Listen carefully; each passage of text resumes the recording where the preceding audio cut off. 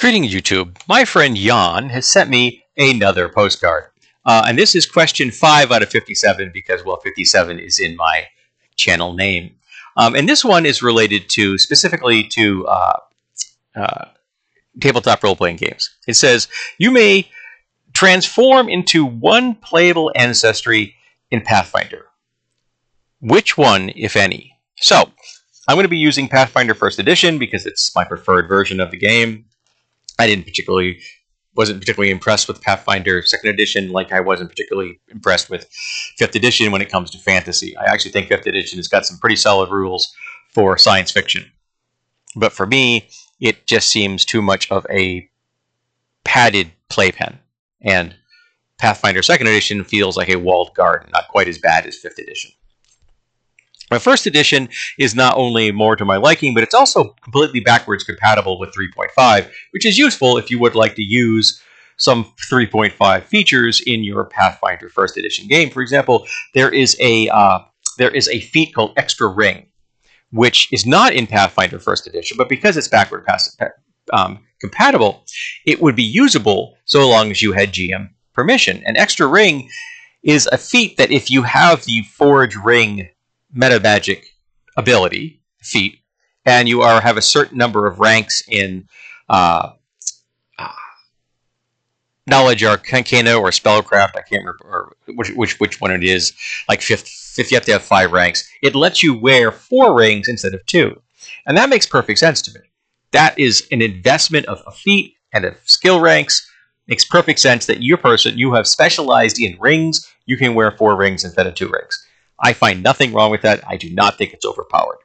You have invested character resources in being good with rings. Let the person be good with rings. Okay, so that's one of the reasons that I like Pathfinder 1st Edition.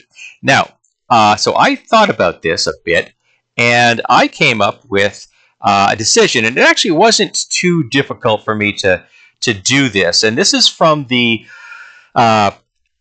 Dreamscarred Press's Psionics Unleashed, which is, quite frankly, the best Psionics rules I've ever read, and I still think the best spell point system that I've ever seen. So you could completely strip this of its psionic characteristics and use it as a spell point system, and I still think it would be well worth your time. And what I'm choosing is the species Elan. It's E-L-A-N, and I've always pronounced it Elan. I don't know if anyone pronounces it Elan. I pronounce it Elan. This seems a little classier to me. And there's a number of reasons I chose this. One, they can look like any species because they are a manufactured species. They are not born into the world.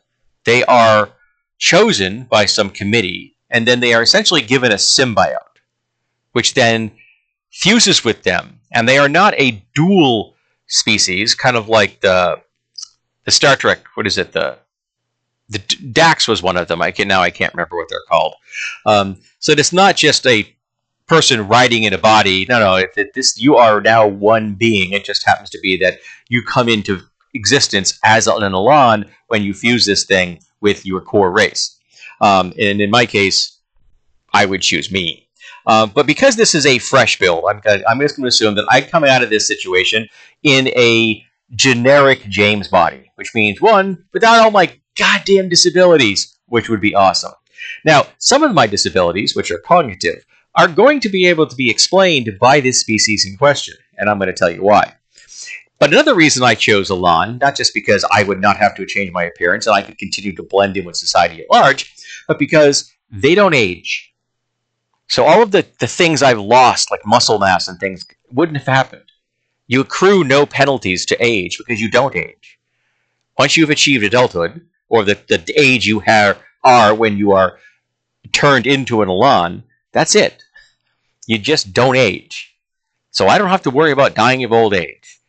And that is something I think is really damn cool. So now we're going to look at their actual statistics. Now there are a number of more powerful species you could have taken. This one is balanced with against the other core species ancestries. But there are many ones that are much more powerful than this, but almost all of them don't look human. And since I'm thinking of this Jan is asking me, I'd be living here. So yeah, I'm going to want to blend in. And this way I don't have to blend in because I'm already here. I've already blended in. And just the fact that I have autism, I've been faking being a regular human for years anyway. So the first thing you get is a +2 bonus to any one ability because it comes from the variety of different ancestries you had before you became an Elan. So this is very similar to how humans get their bonus. Now, because I'm creating this, and it's my fantasy, Jan didn't put any Jan didn't put any stipulations on me. I'm going to choose an epic fantasy point buy. Okay, so that's 25 points, and I'm going to link below to not only this article online reference to this species, but as well as a point buy calculator in case you'd like to play with it yourself. And so I'm going to choose 25 point buy, and I'm going to choose to have an 18 intelligence, a 10 strength, and everything else is going to be a 12. Okay?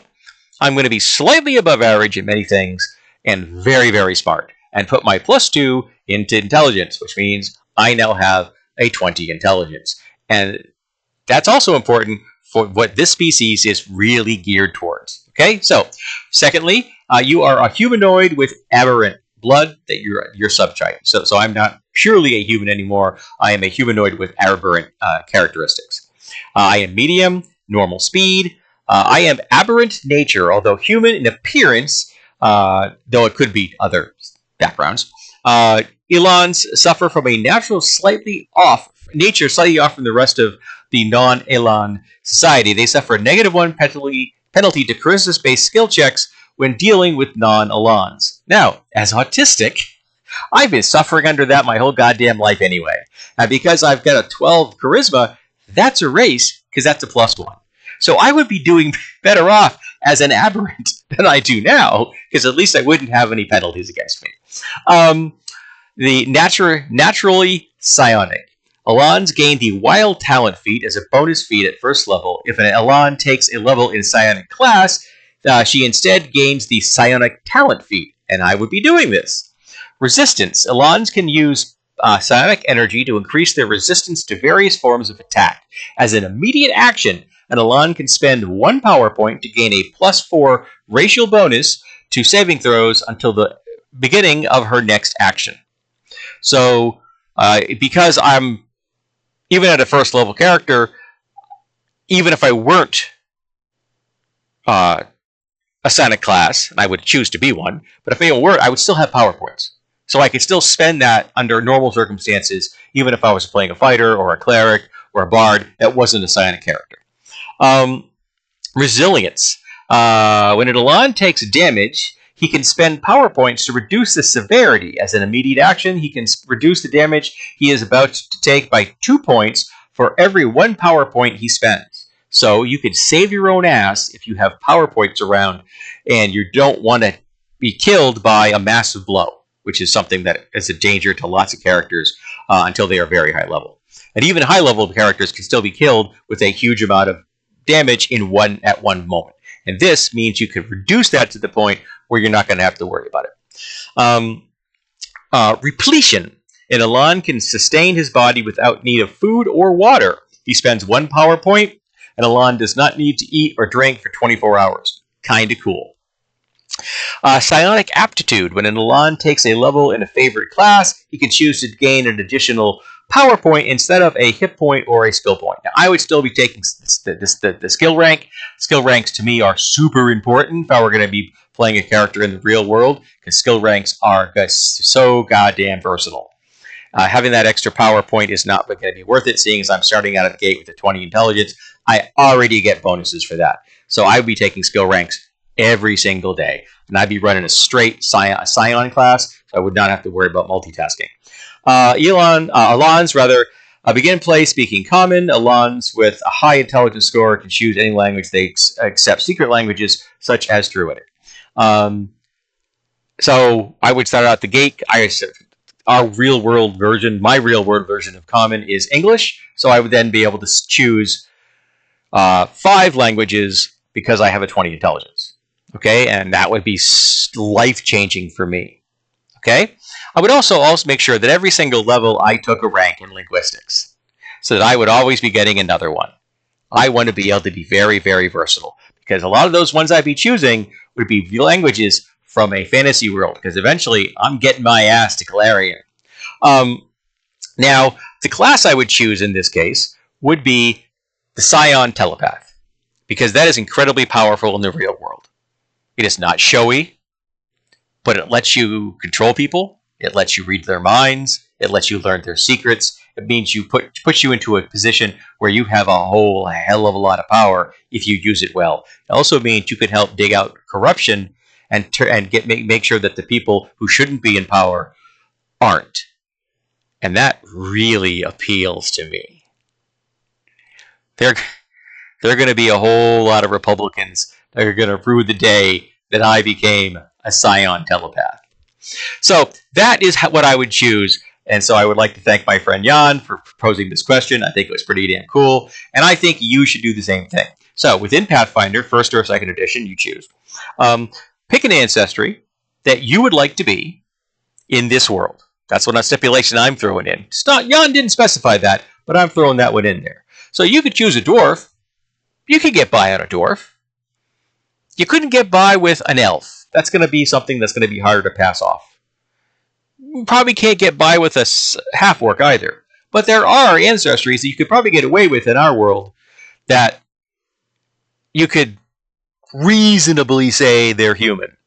Human is a broad category. I mean, we've got people in the world who are 3 feet tall, people in the world who are 8 feet tall. You know what I mean? So there's a lot of range in colors and sizes and shapes and things. And so there are species and ancestries in Pathfinder, I think, that could make the cut. I just choose one that is the easiest to slide under the radar, which is just remaining me. Just a better version. All right, so let's talk about the things that we become if we choose a Pathfinder ancestry, and like I said, choose a class to go with it.